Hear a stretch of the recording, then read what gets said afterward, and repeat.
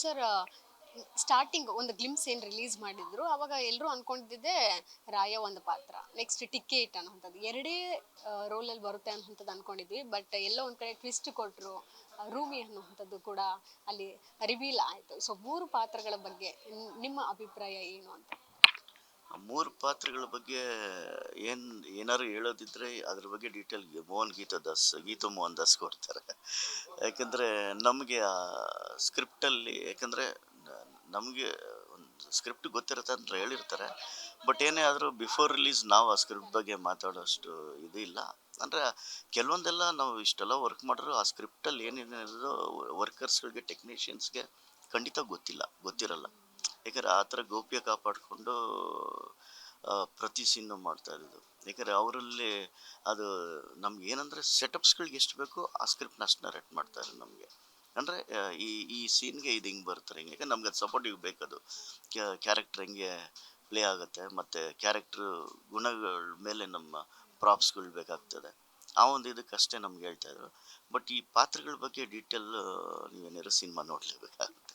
ಇನ್ನು trailer launch ವೇಳೆ ನಿಮ್ಮ ಕೆಲಸ ನೀವೇ ಅಷ್ಟು ದೊಡ್ಡ ಸ್ಕ್ರೀನ್ ಮೇಲೆ ನೋಡಿಕೊಂಡಾಗ ನಿಮಗೆ ಏನು ಅನ್ನಿಸ್ತು ಸರ್? ಆ ಕ್ಷಣಕ್ಕೆ ಏನು ಅನ್ನಿಸ್ತು ಅಂತ? ಆ್ಯಕ್ಚುಲಿ ಎಲ್ಲ ನಿಮ್ಮ ಥರನೇ ನಾನು ಒಂದು ಜಸ್ಟ್ ವಿಸಿಟ್ ಅಂದರೆ ಒಂದು ಗೆಸ್ಟ್ ಥರ ಹೋಗಿದ್ದೆ. ಬಟ್ ಅದಕ್ಕೆ ಹೇಳೋದು, ನಮ್ಮ ಯಶ್ ಸರ್ನ ಎಷ್ಟು ಹೊಗಳಿದ್ರು ಆಗಲ್ಲ, ಸಲ್ಲಲ್ಲ ಅಂತ. ಒಬ್ಬ ಸಣ್ಣ ಟೆಕ್ನಿಷಿಯನ್ನಿಂದ ಹಿಡಿದು ದೊಡ್ಡ ಟೆಕ್ನಿಷಿಯನ್ವರೆಗೂ ಎಲ್ಲರನ್ನೂ ಅವರು ಒಂದೇ ಥರ ಒಂದು ರೆಸ್ಪೆಕ್ಟ್ಫುಲ್ಲಾಗಿ ಮಾತಾಡಿಸ್ತಾರೆ, ಎಲ್ಲ ಇದು ಮಾಡ್ತಾರೆ. ನಮ್ಗಳಿಗೆ ಅಲ್ಲೊಂದು ಸೀಟ್ ಅಂತ ಮೆನ್ಷನ್ ಮಾಡಿ ನಮ್ಮ ಹೆಸರುಗಳು ಹಾಕಿ ಸಪ್ರೇಟಾಗಿ ಅದೆಲ್ಲ ಒಂಥರ ಎಕ್ಸಿಕ್ಯೂಟಿವ್ ಆಗಿ, ಅಂದರೆ ಒಂದು ಒಳ್ಳೆ ಪ್ರೊಫೆಷನಲ್ ಇದಾಗಿ ಮಾಡಿದ್ರು.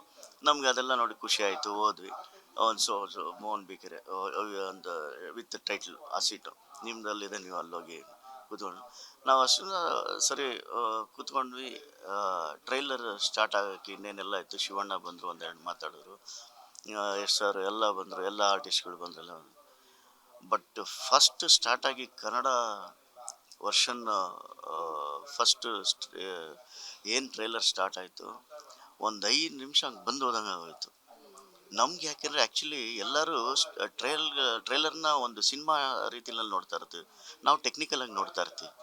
ನಮ್ಮ ಟೆಕ್ನಿಷಿಯನ್ ಟೆಕ್ನಿಷಿಯನ್ಸ್ ಎಲ್ಲ ಅಷ್ಟೇ ಆಲ್ಮೋಸ್ಟ್ ಈಗ ಅವ್ರವ್ರ ವರ್ಕ್ಗಳ ಬಗ್ಗೆ ಅವ್ರವ್ರು ಜಾಸ್ತಿ ಗಮನ ಇರ್ತದೆ.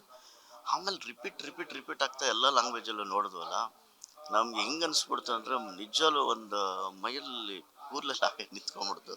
ಯಾಕಂದರೆ ಇಂಥ ಒಂದು ದೊಡ್ಡ ಸಿನಿಮಾಗೆ ನಾವು ವರ್ಕ್ ಮಾಡಿದ್ದೀವಲ್ಲ ಅನ್ನೋ ಒಂದು ಖುಷಿ ಈ ಹೆಂಗಾಯಿತು ಅಂತೇಳಿದ್ರೆ, ನನಗೆ ಏನು ಮಾತಾಡೋಕ್ಕೆ ವರ್ಡ್ಗಳೇ ಇರಲಿಲ್ಲ. ಪಕ್ಕದಲ್ಲೊಬ್ಬರು ಸ್ನೇಹಿತರಿದ್ರು, ಮಾತಾಡಿಸ್ತಾಯಿದ್ರು. ಆಮೇಲೆ ಏನು ಮಾತಾಡೋಕ್ಕೆ ಮಾತೇ ಬರ್ತಿಲ್ಲ. ಯಾಕಂದರೆ ನಾವು ಎಲ್ಲ ಥರ ಸಿನಿಮಾಗಳು ಕೆಲಸ ಮಾಡಿದ್ವಿ, ಎಲ್ಲ ಲ್ಯಾಂಗ್ವೇಜ್ ಕೆಲಸನೂ ಮಾಡಿದ್ವಿ. ಆದರೆ ಅಷ್ಟೂ ಲ್ಯಾಂಗ್ವೇಜ್ಗಳನ್ನ ಒಂದು ಸಿನಿಮಾದಲ್ಲಿ ಮಾಡ್ದಂಗೆ ಆಯಿತು. ಅಪ್ ಟು ಏನಂದರೆ ಇಲ್ಲಿನ ಸಿನಿಮಾ ಹಾಲಿವುಡ್ಡಲ್ಲಿ ನೋಡ್ತಾರೆ ಹಿಂಗೆ ಇದರಲ್ಲಿ.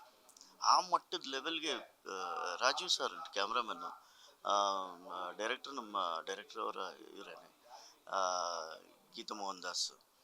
ಆ ರಾಜೀವ್ ಸರ್ ನಿಜವಲ್ಲೂ ನಾವು ಮಾಡಿರೋ ವರ್ಕ್ನ ಎಷ್ಟು ಚೆನ್ನಾಗಿ ವಿಜೃಂಭೀಕರಿಸಿದ್ದಾರೆ, ಎಷ್ಟು ಚೆನ್ನಾಗಿ ಪಿಕ್ಚರೈಸ್ ಮಾಡಿದ್ದಾರೆ ಅಂದರೆ ಆ ಲೈಟಿಂಗು ಇದು ನಿಜವಲ್ಲೂ ನನಗೆ ಏನಾಗೋಯ್ತು ಅಂದರೆ ಈ ಸಿನಿಮಾ ನಾನು ವರ್ಕ್ ಮಾಡಿದ್ದೀನ ಅನ್ನೋಷ್ಟು ಖುಷಿ ಆಯಿತು, ತುಂಬ ಖುಷಿ ಆಯಿತು. ಆಮೇಲೆ ಆಫ್ಟರ್ ದಟ್ ಇದನ್ನು ಮುಗ್ದಾಗಲೂ ನೋಡಿರ್ಬೇಕು, ಎಲ್ಲೋ ಒಂದು ಕಡೆ ನಾನು ಜಸ್ಟ್ ಒಂದು ವಿಶ್ ಮಾಡ್ಬಿಟ್ಟೋಣ ಅಂತ ಯಶ್ಗೆ ಹೋದೆ. ಎದುರುಗಡೆನೆ ಅವ್ರು ಎಲ್ಲೋ ಒಂದು ಇರಲ್ಲ, ಹಂಗೆ ಗ್ಲೇರ್ ಮಾಡಿ ನೋಡ್ಬಿಟ್ಟು ಟಕ್ಕಂತ ಮೋಹನ್ ಸರ್ನ ಕರೆಸಿ ಅಂತೇಳಿ ಕರೆಸ್ಬಿಟ್ಟು ಒಂದು ಹಗ್ ಮಾಡಿ ಕಳಿಸಿದ್ರು. ರಿಯಲಿ ನಾನು ಹೇಳ್ತೀನಿ, ಒಂದು ಇಂಡಸ್ಟ್ರಿನಲ್ಲಿ ಇಷ್ಟು ದಿನ ನಾನು ಇಷ್ಟೊಂದು ದಿನ ಒಂದು ಜರ್ನಿನಲ್ಲಿ ನನಗೆ ಎಲ್ಲ ನಮ್ಮ ಕನ್ನಡ ಹೀರೋಗಳ ಜೊತೆ ನಾನು ಕೆಲಸ ಮಾಡಿದೆ. ನಿಜವಲ್ಲೂ ಹೇಳ್ತೀನಿ, ಎಲ್ಲರೂ ದೊಡ್ಡ ಹೀರೋಗಳ ಜೊತೆನೇ ಮಾಡಿದ್ದೀನಿ. ಎಲ್ಲರೂ ಅದೊಂದು ಖುಷಿ ಇದೆ ನನಗೆ, ಅದೊಂದು ಹೆಮ್ಮೆ ಇದೆ. ಎಲ್ಲ ನಮ್ಮ ಹೀರೋಗಳ ಇದನ್ನ ಕೆಲಸಗಳನ್ನೂ ಮಾಡಿದ್ದೀನಿ. ಜೊತೆಗೆ ಯಶೋರ ಜೊತೆನೂ ಮಾಡಿ, ಅದು ಈ ಮಟ್ಟದ ದೊಡ್ಡ ಮಟ್ಟದಲ್ಲಿ ಮಾಡ್ತೀನಿ ಅನ್ನೋದು ಅಂದ್ಕೊಂಡಿಲ್ಲ. ತುಂಬಾ ಹೆಮ್ಮೆ ಇದೆ. ಈಗ ನೋಡ್ತಾರೆ ನನಗೆ, ಅದು ಎಷ್ಟು ಸಲ ನಾನು ನೋಡಿದ್ದೀನೋ ಗೊತ್ತಿಲ್ಲ ಟ್ರೈಲರ್ಸ್. ಯಾಕಂದರೆ ನಮ್ದು ಏನಾದ್ರು ವರ್ಕಲ್ಲಿ ಇನ್ನೂ ಏನಾದ್ರು ಇಂಪ್ರೂವೈಸ್ ಮಾಡ್ಬೋದಿತ್ತಾ, ಇನ್ನೂ ಏನಾರು ಇದೆ ಅಂತ. ಎಲ್ಲಿ ಇಂಪ್ರೂವೈಸ್ಗೆ ಎಲ್ಲಿ ಆ ಪದಗಳೇ ಇಲ್ಲ. ಆ ಥರ ಸ್ಕ್ರೀನ್ ಪ್ಲೇ, ಆ ಥರ ಒಂದು ವಿಜುವಲ್ಸ್ನ ಶೂಟ್ ಮಾಡಿದ್ದಾರೆ. ತುಂಬ ಖುಷಿ ಆಯಿತು.